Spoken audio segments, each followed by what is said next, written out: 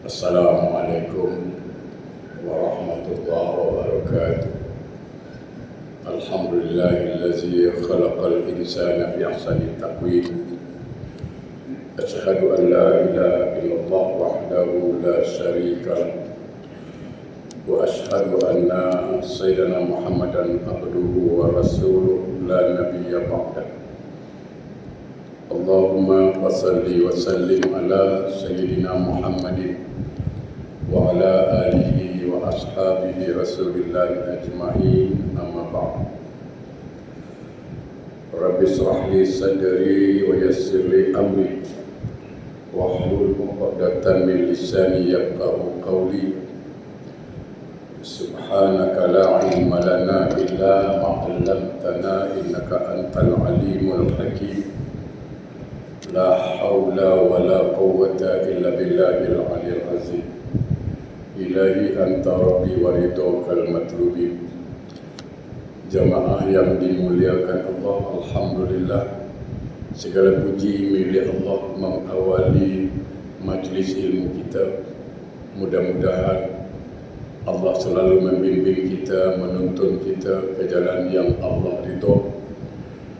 Sehingga kita mohonkan juga semoga sisa-sisa umur yang Allah berikan kepada kita dapatlah kita manfaatkan untuk mengumpulkan amal-amal soleh buat bekal kita nanti di akhirat, insya-Allah.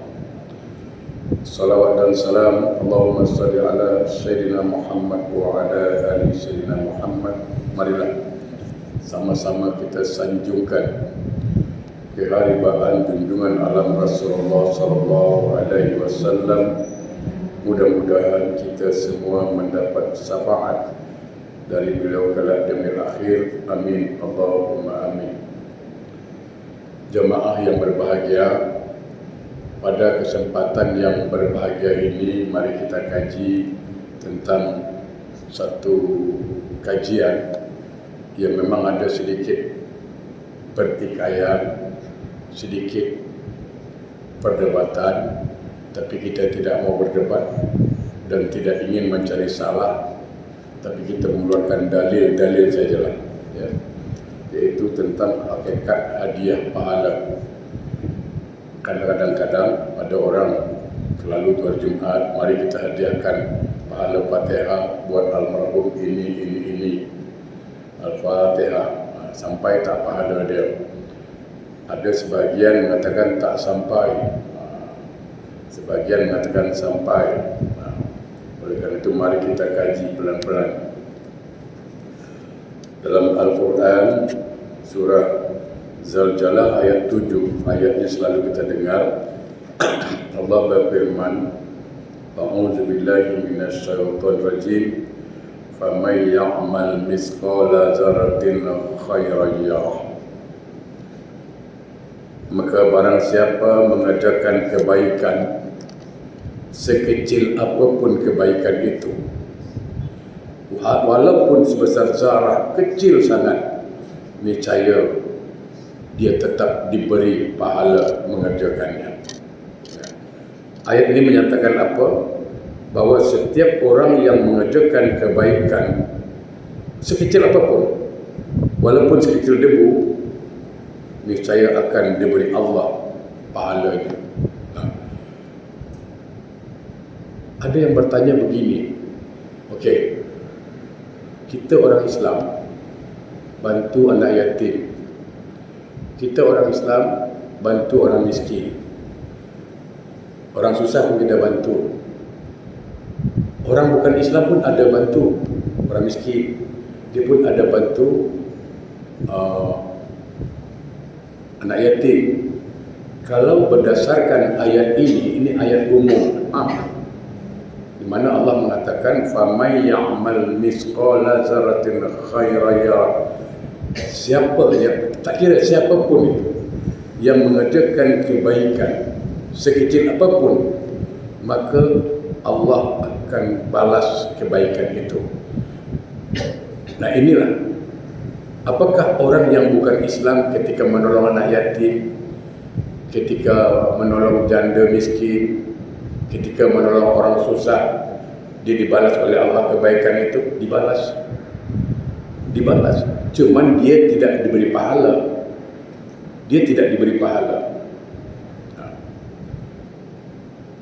Pahala tak dapat. Tapi kalau dibalas. Bagaimana cara Allah membalas? Pertama, kehidupan dunianya dimudahkan. Makanya orang bukan Islam, dunia je tengok. Apa dia buat jadi semua. Apa dia buat memang beruntung. Yang kedua, mereka mati dimudahkan. Tak ada susah. Sampai nak pergi kuburan pun diiringi musik. Happy terus dia. Tak macam orang Islam. Islam kalau nak hantar kubur dengan musik tak kena pelangkung. Dia tetap dibalas. Cuma tidak diberi pahala. Okey. Jemaah yang berbahagia, mari kita tengok beberapa hadis Nabi ya. Hanya kaum Mu'tazilah ya. Ada satu kaum Mu'tazilah ya, mereka berfatwa bahawa tidak boleh menghadiahkan pahala dan itu tak ada guna. Itu kaum Mu'tazilah yang menurut kita Ahlussunnah wal Jamaah adalah kaum yang sesat. Tapi menurut Ahlussunnah wal Jamaah beriktikad mempercayai bahawa menghadiahkan pahala itu boleh dilakukan. Beberapa dalil.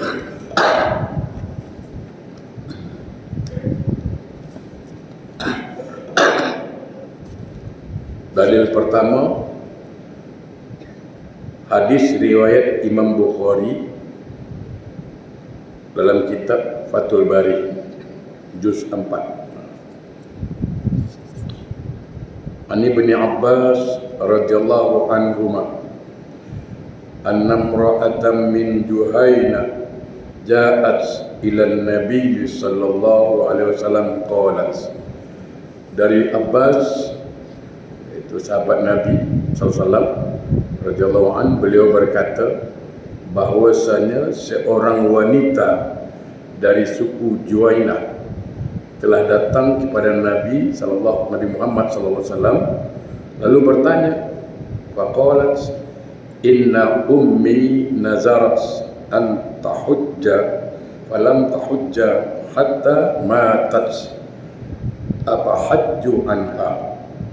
Qala na'am hujji anha, ra'aiti law kana ala ummiki dainun akunti qadiyatan uqdullah fallahu ahaqqu bil wafa. Hadis riwayat Imam Bukhari, di mana dikatakan apa sama Juhainah, orang suku Juhainah mengatakan apa? Bahwasanya ibuku bernazar akan naik haji, tetapi ia meninggal sebelum mengerjakan haji itu. Apakah boleh saya menggantikan hajinya? Ya, apakah saya boleh mengerjakan hajinya itu? Maka Nabi jawab, na'am, boleh. Naik hajilah menggantikan dia. Jadi jemaah berbahagia, perhatikan, umpama ia berhutang, tentu engkau boleh membayar hutangnya, maka hutang kepada Allah lebih berhak untuk dibayar. Sedikit saya tambahkan. Jadi menunjukkan sampai pahala yang kita kerjakan pada orang dah meninggal. Nah, disuruh badal haji itu kan pahalanya kan sampai. Kalau tak sampai, tak mungkin Nabi suruh. Tak mungkin Nabi suruh kalau tak sampai. Karena sampailah, maka Nabi haji. Tuh. Kenapa? Berhutang kepada Allah lebih patut untuk dibayar. Itu sebabnya para ulama, ingat ya, para ulama berbeza pendapat. Silakan nak pegang mana. Ada orang bertanya begini, apa hukumnya, bagaimana? Dulu saya masih muda-muda selalu tinggalkan solat. Memang ya maklumlah, muda-muda kan, kita pun kaki lepaknya lah, jalan sana jalan sini, memang solat tinggal. itu diakui. Nah sekarang dah solat, pertanyaannya, apakah solat yang lama itu saya wajib qada atau tidak? Itu pertanyaan bagus itu. Saya jawab, pertama, pendapat pertama mengatakan tidak payah qada. Pendapat pertama, alasannya apa? Alasannya wajib qada itu cuma dua. Satu tertidur, dua terlupa. Kalau ini sengaja lain. Jadi pendapat pertama tidak wajib qada. Karena wajib qada itu hukumnya kalau dia tertidur, qada dia, atau terlupa, qada dia. Kalau ini kan bukan tertidur dan bukan terlupa, memang tersengaja. Maka cukup dengan istighfar, bertaubat kepada Allah, semoga Allah ampunkan. Itu pendapat ulama. Okey. Tapi pendapat ulama As-Syafi'iyah, mazhab Imam Syafi'i mengatakan wajib qada. Alasannya apa? Alasannya karena solat yang kita tinggalkan itu dianggap hutang kepada Allah. Karena kewajiban itu yang kita tinggalkan adalah hutang kita pada Allah. Hutang kepada manusia wajib bayar, hutang kepada Allah lebih wajib dibayar. Jadi silakan nak pakai mana sekarang. Senang. Saya taubat aja, ustaz dah taubat, tak ada masalah. Ya. Jadi dalam hadis ini jelas dapat dipahamkan bahawa pahala amal haji dikerjakan oleh seorang anak boleh diberikan kepada ibunya dengan syarat anaknya sudah haji atau diupahkan sama orang. Cuman saya nak bagi tahu lah, kalaulah seandainya orang tua kita punya kemampuan, rezeki ada, masa cukup, memang dia yang tak mau pergi haji. Ulang balik, memang dianya yang tak mau pergi haji. Maka untuk meringankan beban orang tua itu dikubur, anaknya hendaklah membadalkan haji orang tuanya karena dia mampu. Ya. Lain kalau dia memang wajib haji, dia sudah daftar, dia bukan tak mau pergi, dia memang nak pergi, cuman daftar tunggu lama masalahnya sekarang dekat 20 tahun, ya kan? Jadi dia daftar sudah, bayar pun sudah, tiba-tiba meninggal dunia, maka kewajiban hajinya gugur karena dia sudah berusaha untuk pergi, tapi keadaan yang menentukan itu. Tapi sebaiknya anaknya tetap membadalkan haji supaya lebih aman. Dalam hadis yang kedua, An Abdullah bin Abbas radhiyallahu anhuma, kana fadlu radikhan Nabi sallallahu alaihi wasallam, faja'at imra'atun min khas'ama faja'ala al-fadlu yanzuru ilaiha wa tanzuru ilaihi. Faja'ala an-nabiy sallallahu alaihi wasallam yasrifu wajhal fasli ila siqil akhar. Faqalat inna faridatallahi adrakat abi shaykhan kabiran la yathbutu ala rahilati afa hajja anhu afa ahujja anhu. Tulisannya kecil sangat. Qala na'am wa zalika fi hajjatil wada'. Dari Abdullah bin Abbas, Ibnu Abbas radhiyallahu anhu, beliau menerangkan adalah Fadl bin Abbas yang pengiring Rasulullah sallallahu alaihi wasallam. Ketika itu datang seorang wanita dari suku Khasab, maka Fadl melihat kepada wanita itu dan wanita itu melihat kepada Fadl. Lama Nabi memutar muka Fadl ke jurusan lain. Wanita itu berkata, ketika kewajipan haji datang kepada bapakku, ia sudah tua, tidak sanggup lagi naik kenderaan. Apakah boleh saya menggantikannya? Jawab Nabi, boleh. Hadis riwayat Imam Bukhari. dalam kitab Fathul Bari juga. Jadi begini, badal haji ni bukan mesti orang meninggal. Atau dulu, andai kata bapa kita, mak kita, nenek kita stroke, dah tak boleh pergi, dia dah stroke, jalan dah tak mungkin, dia dah stroke kan, macam mana nak buat? Bergerak dah tak boleh, dia baring tempat tidur. Anak orang yang macam ini boleh dibadalkan. Jadi bukan tunggu meninggal, tidak. Orang yang sakit tidak memungkinkan dia pergi haji, boleh dibadalkan. Itu menunjukkan bahawa menghadiahkan pahala itu boleh. Kenapa? Kerana orang tua kita sakit dan tak boleh pergi haji. Sekarang kita hajikan dengan syarat kita sudah haji, atau kita upahkan dengan orang. Orang tua kita dapat pahala, berarti sampai. Ya. Jadi jangan kata tak sampai. Ini hadis riwayat Imam Bukhari. Jadi nyata dalam hadis itu bahawa seseorang anak walaupun perempuan dapat menggantikan bapaknya yang sudah tua dalam mengerjakan ibadah haji. Dan amal itu dapat membebaskan bapaknya dari kewajipan ibadah haji. Kasihan kan orang tua, dia wajib haji tapi tak pergi, mungkin karena ada masalah, maka dia diazab dalam kubur. Dan sebagai seorang anak, kita tak sampai hati melihat orang tua kita, mendengar orang tua kita pernah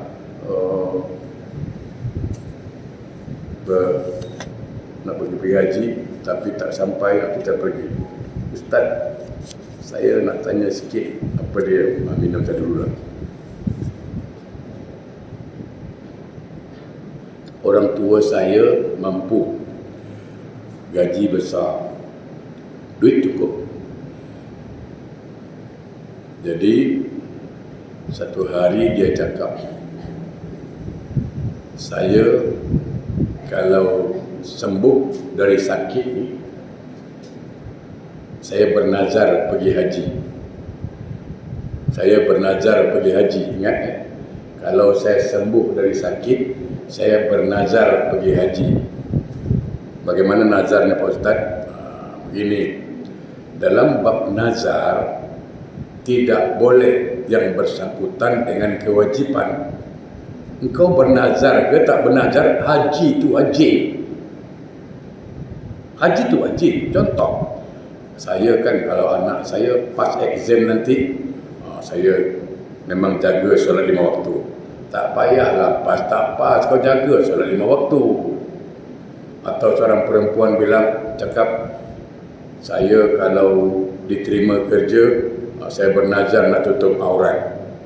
Tak payah bernazar, memang wajib apa. Jadi nazar itu tidak menyangkut soal hukum fardu. Dia boleh dalam hukum sunnat. Bercontoh, saya kalau anak saya lulus exam, saya nak buat korban tahun ini. Boleh, kerana korban itu sunnah, bukan fardu, sunnah, dan nilainya ibadah. Ketika dia bernazar, maka dia menjadi wajib, maka haram baginya memakan daging korban itu, karena dia sudah menjadi nazar. Atau dia cakap, nanti kalau saya diterima kerja, saya bernazar nak kasih makan anak yatim 10 orang. Boleh, karena memberi makan anak yatim hukumnya sunnah, dan itu ibadah. Jadi bernazar dalam perkara sunnah dan ada nilai ibadah, boleh. Kalau bab fardu tak payah bernazar, kerana wajib memang. Dan nazar itu tak boleh dalam perkara yang tak ada hukum. Banyak itu saya tengok pakcik-pakcik itu, saya punya klub bola Juventus, nanti kalau menang aku botak kepala. Hukumnya nazar? Tak. Aku bernazar kalau menang aku botak kepala. Tak payahlah, tak ada hukum. Dia menang kata menang, kau botak kata botak, tak ada hubungan. Saya kalau menang dia ni kan, saya jalan kaki daripada Hougang pergi Woodland, tak ada hukumnya itu. Dan nazar itu tidak boleh menzalimi diri sendiri atau menyakiti diri sendiri. Contoh, saya betul lah, kalau dia pas saja potong jari aku bernazar potong jari, tak payah tu. Itu menzalimi diri sendiri. Itu bukan nazar, menganiaya. Tak boleh. Aku kalau dia dapat, aku gantung leher lah. Tak payah lah. Itu tak masuk akal. Itu bukan nazar itu. Okay. Nazar itu berlaku dalam perkara sunnah. Dalam perkara wajib dia tidak berlaku. Jadi jangankan sudah meninggal, orang tua kita masih hidup saja, memang dia tak mampu. Bukan tak mampu pergi haji, duit ada, badannya tak mengizinkan. Dah tak boleh bergerak, duduk dah tak boleh, maka dia boleh dibadalkan. Nah, kalau orang tua tu masih hidup dapat pahala, apatah lagi orang yang sudah meninggal. Selanjutnya, saya sampaikan banyak hadis. Hadis riwayat Abu Daud dan lihat Sunan Abu Daud. Dari Ibnu Abbas bahwasanya Nabi SAW mendengar seorang laki-laki membaca talbiyah dalam ibadah haji. Labbaika an Sabrumah. Ya Allah, aku perkenankan seruanmu untuk mengganti Sabrumah. Lalu Nabi bertanya kepada orang itu, siapa Sabrumah? Dia jawab, saudara karib saya. Apakah engkau sudah mengajarkan haji untukmu? Nabi tanya, dia jawab, belum. Maka Nabi kata, hajilah dulu untuk dirimu, kemudian baru menghajikan Sabrumah. Artinya apa? Orang yang membadalkan haji itu mestilah orang yang sudah pergi haji juga. Dia tak boleh dia badalkan haji, dia belum pergi haji, itu tak boleh. Jadi orang yang badalkan haji itu mesti orang yang sudah haji. Sabrumah ni siapa? Sahabat karibnya. Jadi kalau kita nak pergi haji susah, antri panjang, daftar tunggu panjang, okey, badalkan.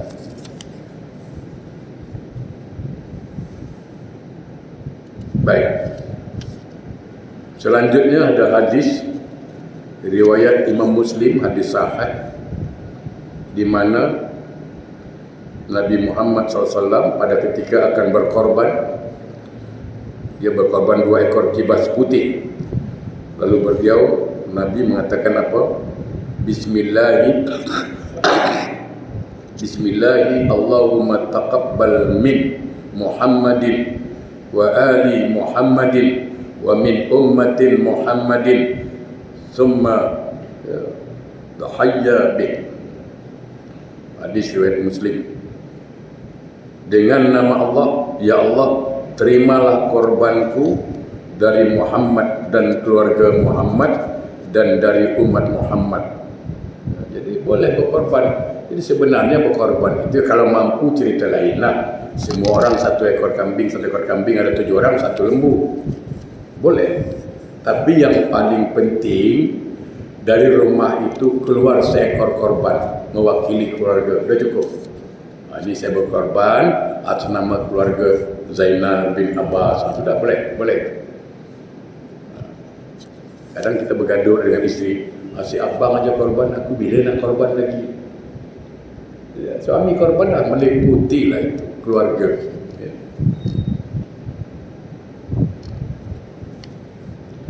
Dalam sebuah hadis lagi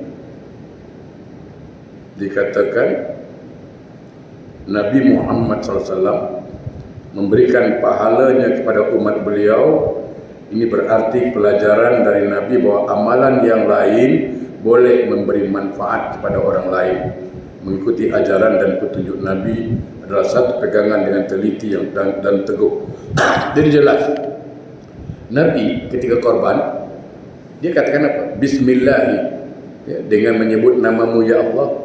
Allahumma taqabbal min Muhammadin, terimalah korbanku ini, ya, dari Muhammad wa ali Muhammad, dan keluarga Muhammad, wa min ummatin Muhammad, dan untuk umat Muhammad. Artinya apa? Kalau Rasulullah memberikan pahala kepada umatnya sampai, lalu apa alasannya mengatakan tak sampai pahala itu? Sampai.